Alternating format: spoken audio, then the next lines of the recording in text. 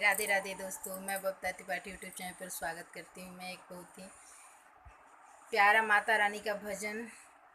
पचरा गीत गाने जा रही हूँ। अच्छा लगे तो लाइक करिए, सब्सक्राइब करिए, शेयर करिए, ज़्यादा से ज़्यादा सपोर्ट करिए। कमेंट करके ज़रूर बताइएगा मेरा गाना कैसा लगा। धन्यवाद दोस्तों।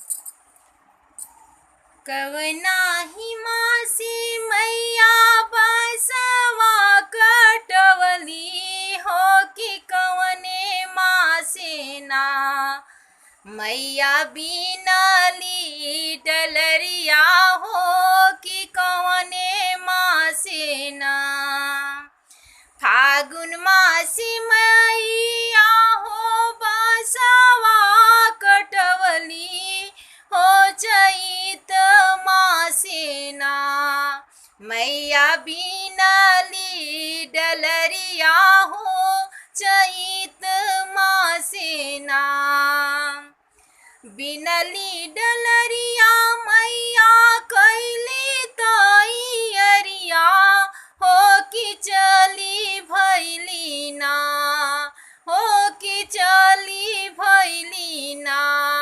मलहोरिया फूलवरिया मैया चली भैली ना फूलवा जे तुरली मैया भरली डलरिया हो कि छानी लिहली ना हो कि छानी लिहली ना मैया फूलवा के बजरिया हो कि छानी लिहली ना घोड़वा चढ़ल अइले राजा के कुंवर हो मोलावे लगले ना घोड़वा चढ़ल अइले राजा के कुंवर हो मोलावे लगले ना मैया के फूल के डलरिया हो मोलावे लगले ना मैया के फूल के डलरिया हो मोलावे लगले ना कई रुपया मालिनी तोहरे डलरिया हो कि कई रुपया ना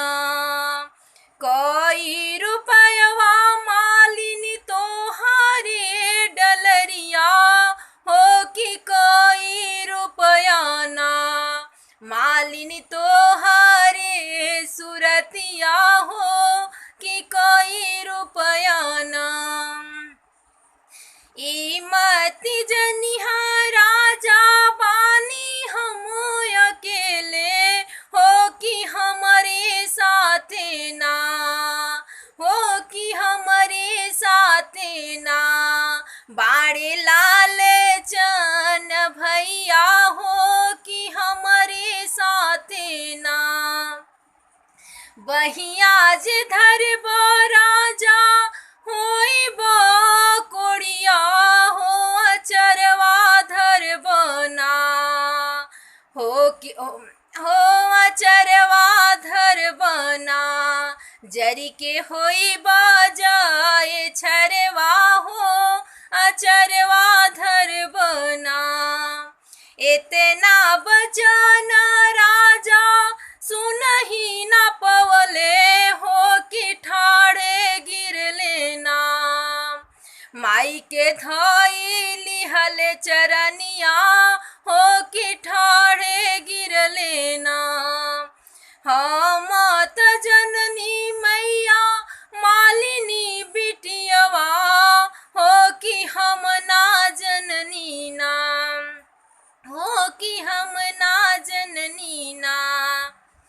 मैया से कैनी दिल लगिया हो कि हम ना जननी ना। धन्यवाद दोस्तों। मेरा गाना अच्छा लगे तो कमेंट करके ज़रूर बताइएगा। धन्यवाद दोस्तों।